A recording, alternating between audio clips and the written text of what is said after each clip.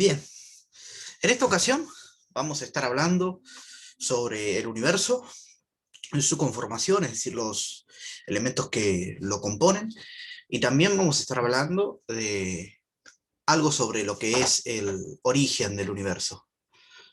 Si hablamos del origen del universo, no se puede evitar nombrar la teoría más representante que domina, digamos, lo que es la concepción del origen del universo desde hace ya aproximadamente casi 100 años, ¿sí? Eh, la cual es la teoría del Big Bang, ¿sí? Big Bang o gran explosión.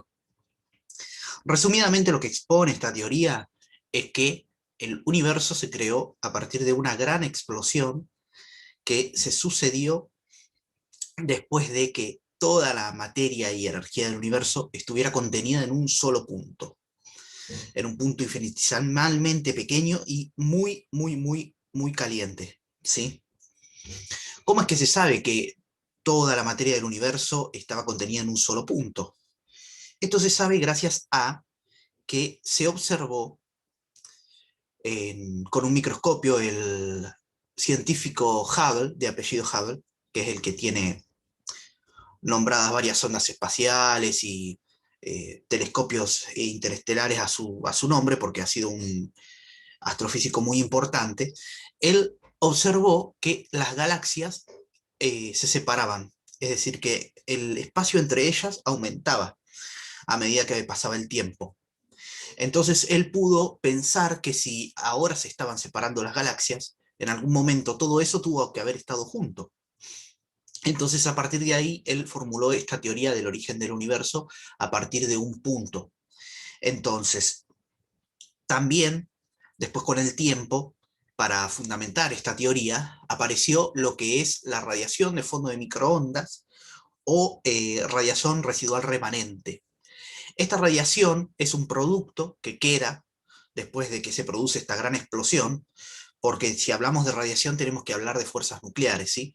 Y bueno, obviamente hubo una explosión nuclear muy fuerte de toda esta materia que estaba contenida en un punto, y como ha sido tan fuerte, hasta el día de hoy, si uno apunta a diferentes partes del universo con los radiotelescopios, va a encontrar una fina interferencia que se sucede, y esta interferencia es la radiación residual remanente o radiación de fondo de microondas, recibe estos dos nombres, que nos denota también de que esta gran explosión en algún momento sucedió.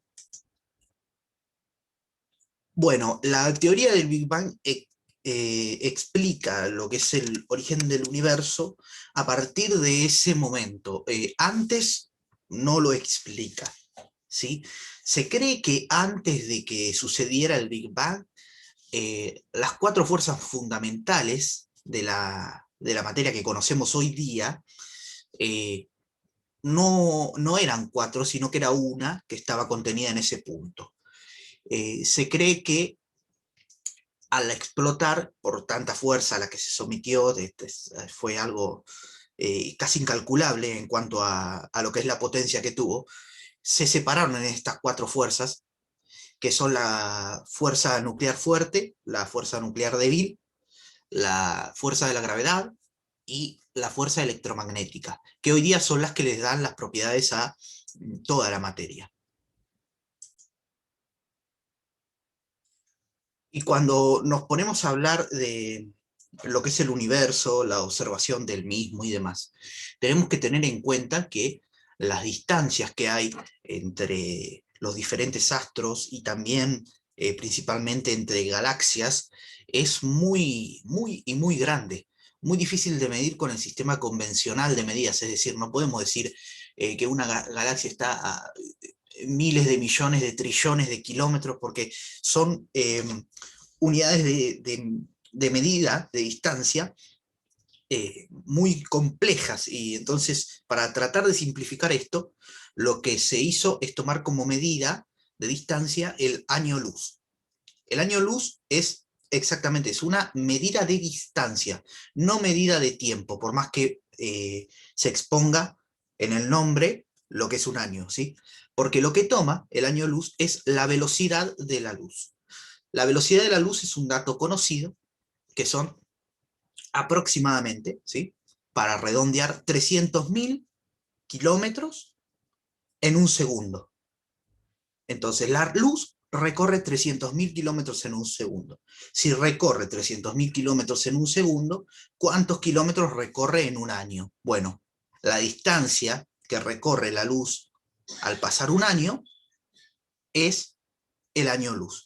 Entonces, imagínense que es una distancia inmensa, porque ¿cuántos segundos contiene un año? Bueno, toda esa cantidad de segundos es multiplicada por 300.000 kilómetros. Entonces imagínense que la distancia es extremadamente grande. Por eso es que se utiliza, para resumir un poco lo que son estas distancias, se utiliza lo que es el año luz, porque es un dato que es calculable. Bueno, recuerden que les nombraba recién las fuerzas fundamentales, que eran la nuclear fuerte, la débil, la gravedad y la electromagnética. Bueno, estas fuerzas que dan las propiedades a la materia también hacen a que la materia pueda agruparse también en diferentes formaciones y dar diferentes elementos. Entonces, cuando se produjo esta gran explosión, el polvo cósmico, ¿sí?, todo el producto de esta explosión, se empezó a dispersar por todo el universo. ¿Sí? Al estar caliente y tan junto en un solo lugar, no le permitía generar nuevos elementos. ¿Sí? Entonces, cuando esto entra en explosión, se dispersa por todo el universo y va bajando la temperatura. Por eso es que se dice que en el espacio las temperaturas son muy bajas. Actualmente se cree que estamos a unos menos 270 grados Celsius, muy cerca de lo que es el cero absoluto, que nosotros lo habíamos trabajado en el trabajo anterior, en el primero, que el cero absoluto es la temperatura más baja posible de alcanzarse teóricamente. Entonces se dice que supuestamente cuando se llegue al cero absoluto, toda la materia del universo va a quedar detenida. Y podría volver a producirse un efecto inverso al Big Bang, que se le llama Big Crunch, ¿sí?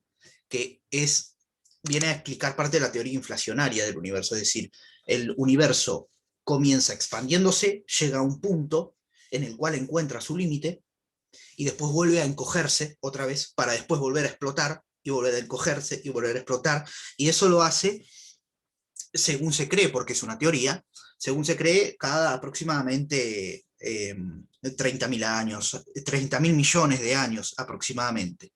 Pero no son datos realmente conocidos porque obviamente nunca se estuvo vigilando eso, pero se tiene creencia de que el universo comenzó a crearse después de esta gran explosión aproximadamente hace unos 13.000 millones de años. ¿Sí?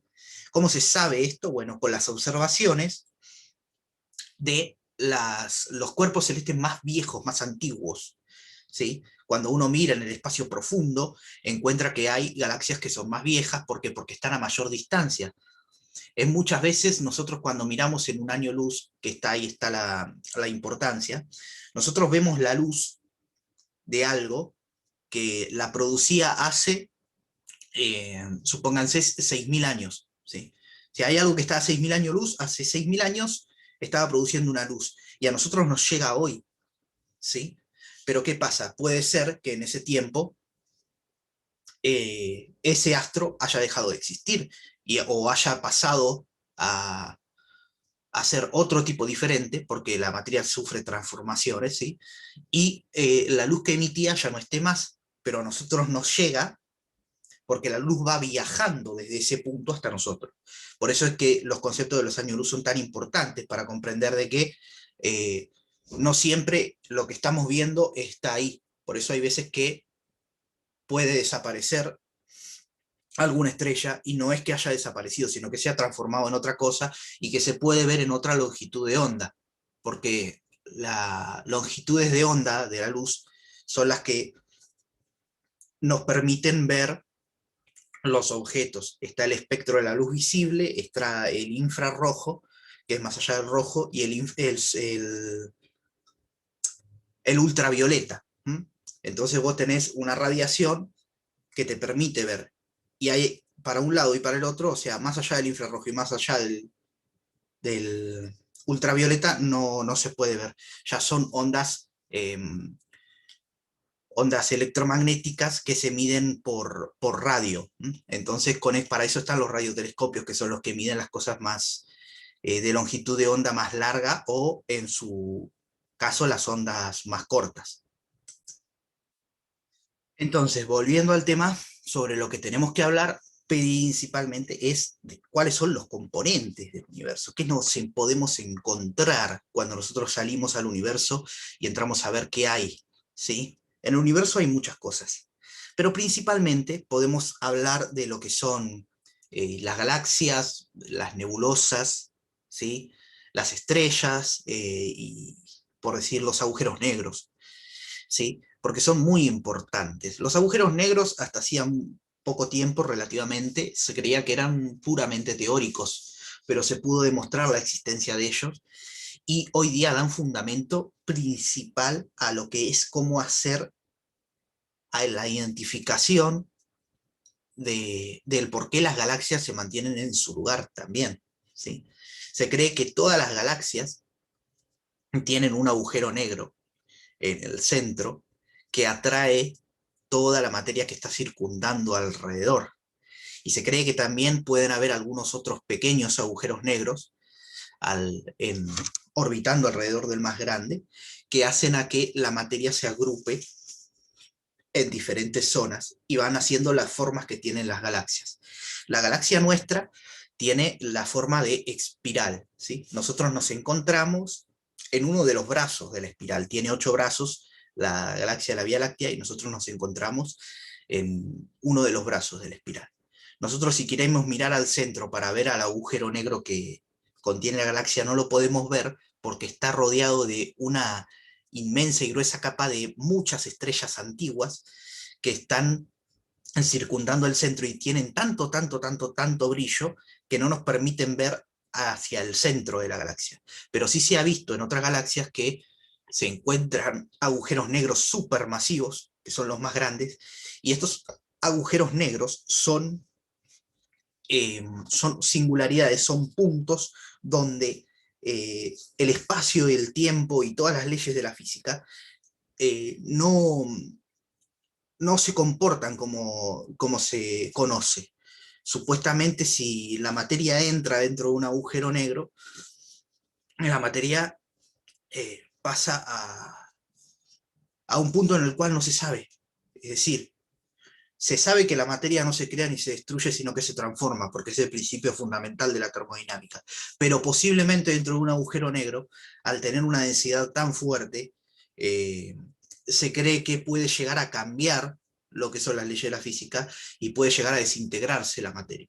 O quizás dentro de un agujero negro se pase para otro lado, podría ser otro universo, por eso es que se abren después otras teorías, pero básicamente lo que pasa en un agujero negro no se sabe.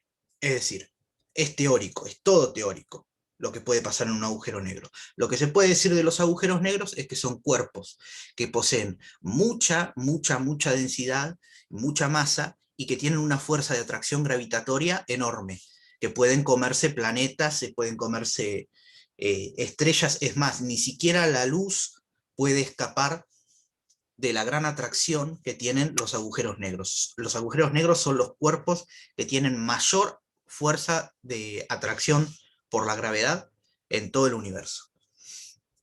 Bueno, después, si hablamos de las galaxias, tenemos que nombrar, bueno, que hay de varias formas, pero la más común de encontrar son las galaxias de tipo espiral, como la nuestra, que es la Vía Láctea, y las galaxias son agrupaciones de estrellas, principalmente, de miles de millones de estrellas.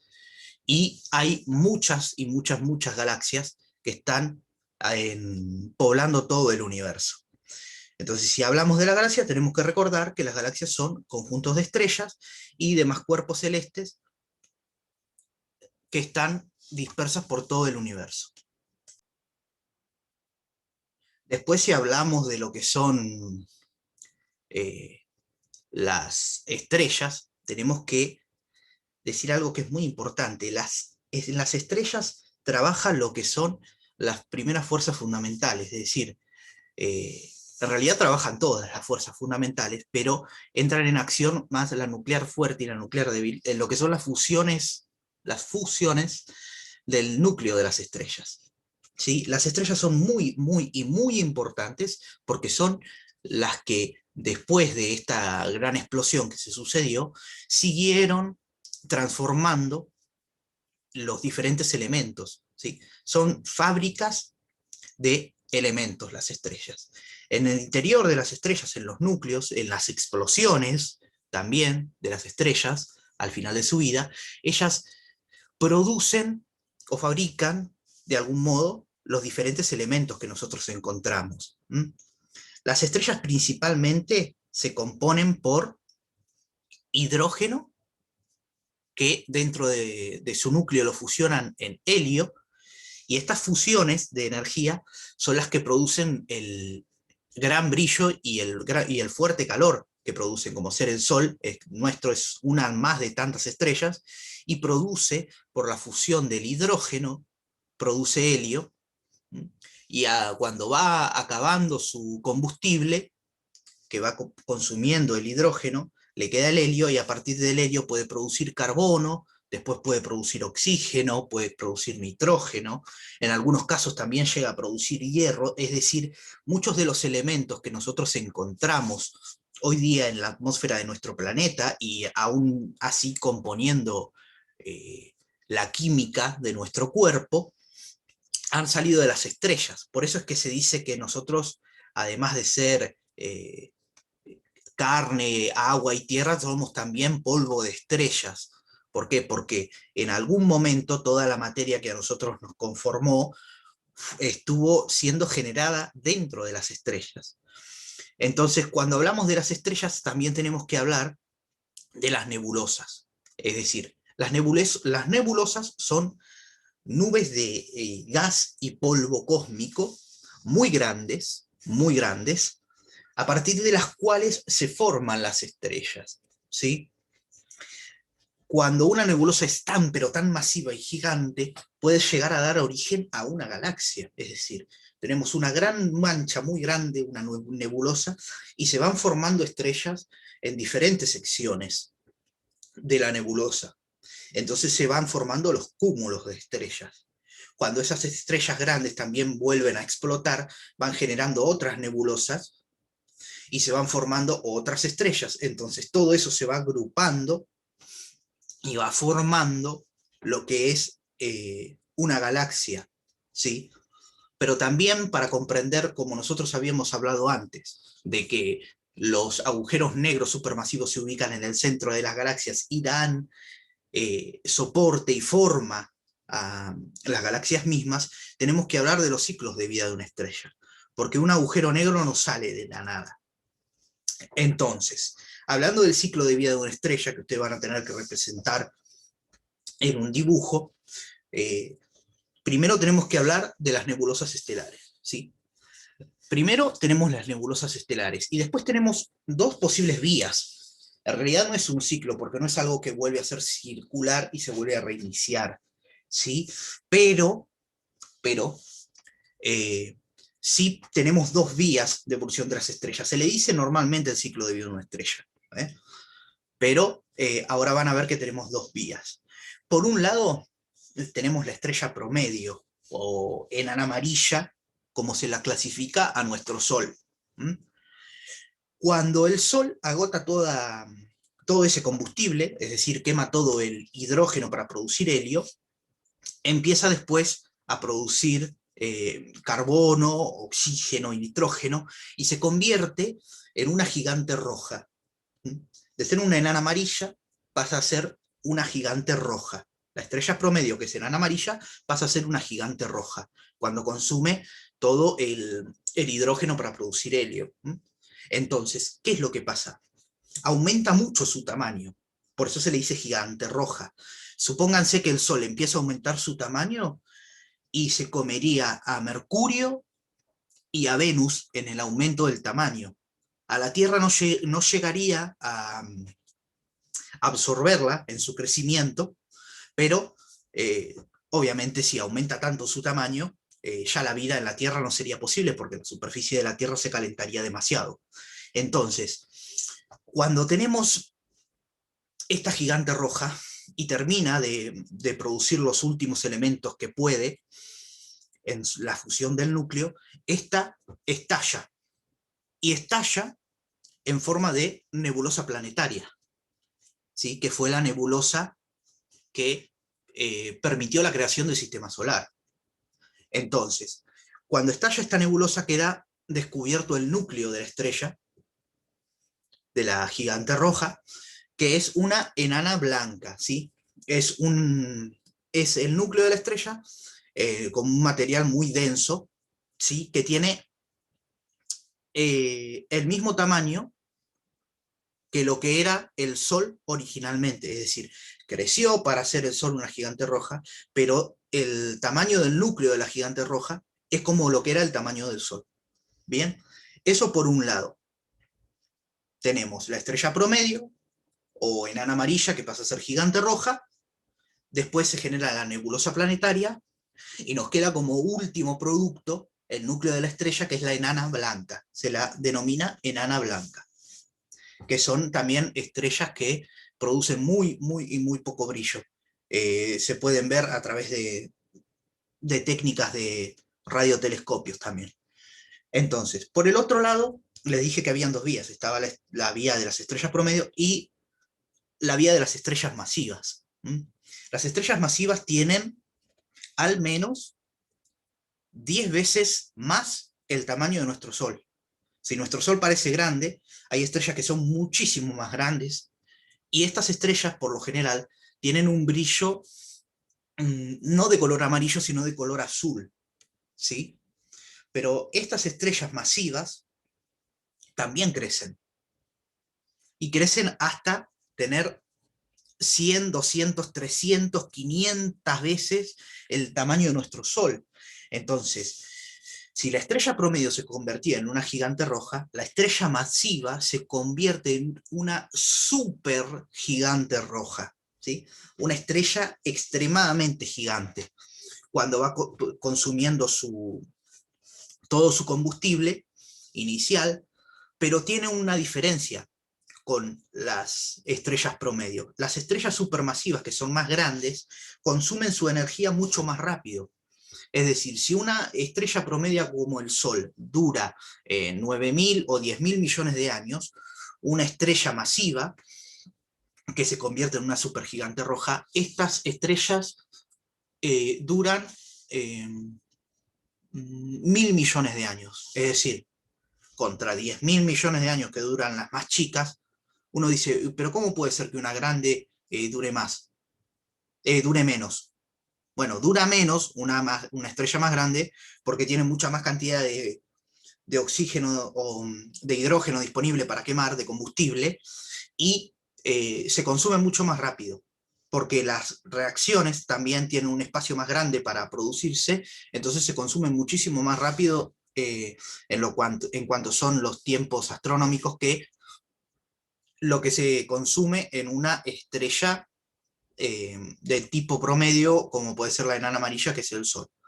Entonces, teníamos la otra vía, que era las estrellas masivas, la supergigante roja, y la supergigante roja explota en un tipo de explosión que se conoce como supernova.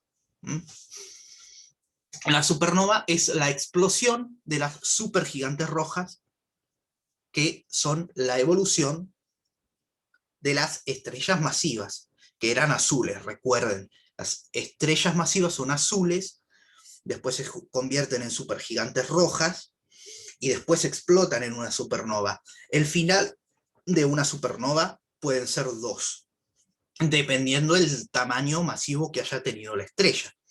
Si era una estrella que tenía un tamaño aproximadamente desde al menos 10 veces el tamaño del Sol, se va a convertir en una estrella de neutrones. Y si tenía mucho más que ese tamaño, es decir, 100 o 200 veces el tamaño del Sol o incluso más, se va a convertir en un agujero negro. Entonces, los agujeros negros habían de dos tipos, estaban los más chicos y estaban los supermasivos, que eran los que iban a parar al centro de las galaxias, porque al tener tanta fuerza de atracción, atraen a todo lo que está girando alrededor. Entonces, a mayor tamaño de la estrella, mayor es la explosión de la supernova. Se le dice también hipernovas, porque uno tiene algo que es grande, algo que es súper grande y algo que es hiper grande. Entonces se habla de una hipernova, una gran explosión de una gran estrella que era muchísimo más grande que el Sol, para producir lo que son los agujeros negros supermasivos. Ahora sí, era una estrella, no sé, 100 veces más grande que el Sol, va a dar un agujero negro, pero no va a ser tan supermasivo, tan gigante el agujero negro. Entonces, recuerden, estrella masiva de color azul. Evoluciona, después de haber consumido su combustible, a ser una supergigante roja. Esa supergigante roja explota en una supernova. Y los productos de la supernova pueden ser una estrella de neutrones, si tenía hasta 10 veces el tamaño del Sol, ¿sí? Y si tenía 100 veces el tamaño del Sol, da un agujero negro común, digamos, los más chicos. Y si tenía 200, 500, 1000 veces el tamaño del Sol, va a dar un agujero negro supermasivo. Esa es la diferencia entre las dos vías de eh, evolución de una estrella. Recuerden, tenemos la vía de la estrella promedio, que es la que describimos primero, y la vía de las estrellas masivas. Eso es lo que hay que tener en cuenta. Tener en cuenta también, bueno, que la gravedad principalmente está rigiendo la organización de toda la materia en el universo. También tenemos que tener en cuenta, esto ya como dato adicional para que les cierre un poco, qué es lo que llena el espacio. ¿Sí? ¿Qué es lo que llena el espacio entre las galaxias? ¿Por qué mantienen una distancia? Si supuestamente si hay agujeros negros supermasivos que tienen tanta fuerza de atracción, tendrían que hacer que todas las galaxias se consumieran, es decir, fuesen a parar todas al agujero negro. Pero no es así.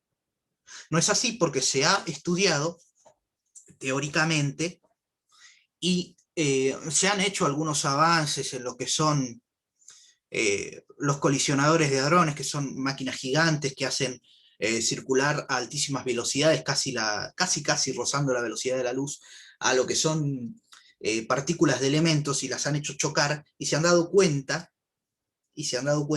que hay otras subpartículas más chicas que hacen a creer que también, como en lo que es el mundo de la ciencia, o lo que es, sí, lo que son las fuerzas de la naturaleza, siempre hay una parte y una contraparte. Es decir, tenemos algo visible y algo que no es visible. ¿Sí? Una fuerza que tira para un lado y otra fuerza que tira para el otro. ¿Eh?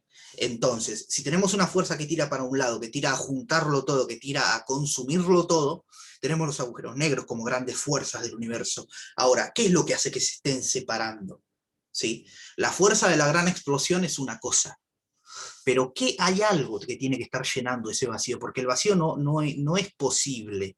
Siempre tiene que haber algo entre medio. Bueno, lo que se dice que hay es la determinada materia oscura, que es esta materia que también estaba presente en el comienzo del Big Bang y que fue llenando el espacio interestelar entre las galaxias.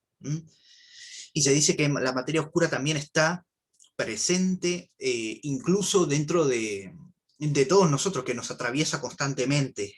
Está la materia oscura, la energía oscura, son todos estos campos experimentales de la física que ya se meten en lo que es lo cuántico y todo eso, que no vale la pena confundir. Por eso, sepan que el espacio entre las galaxias, ¿sí? Y todo el espacio que hay entre partículas que no es visible, no se ocupa, se cree que no hay nada, no está vacío, sino que ya se está empezando a descubrir, se le está empezando a dar fundamento a la teoría de que está la materia oscura llenando todo eso. Y que es lo que también hace al soporte de toda la materia en el universo. Entonces, con todo esto que ya les dije, los dejo para trabajar con el trabajo práctico. Recuerden que hay un punto que les va a pedir que nombren cuáles son los diferentes componentes del universo. Bueno, y que los tienen que nombrar brevemente, háganlo acá con la explicación, ¿sí? Tienen qué son las galaxias, ¿sí? Qué son las nebulosas, qué son los agujeros negros, qué son las estrellas. ¿Mm? Entonces ahí tienen que explicar, con lo que yo les dije, decir, bueno, qué son las galaxias, qué son las galaxias, qué son las nebulosas, qué son las nebulosas, qué son los agujeros negros, qué son los agujeros negros, y poner eso. ¿Mm? Es en ese punto. Y bueno, después les voy a ir hablando particularmente en un audio, les voy a explicar bien en qué consiste cada uno de los puntos del trabajo práctico, pero ya con esto tienen para trabajar. Y bueno, ya la semana que viene vamos a empezar a ver un poco más temas estrictamente de lo que es biología pura. Así que los dejo y esta noche estoy para responder todas sus dudas.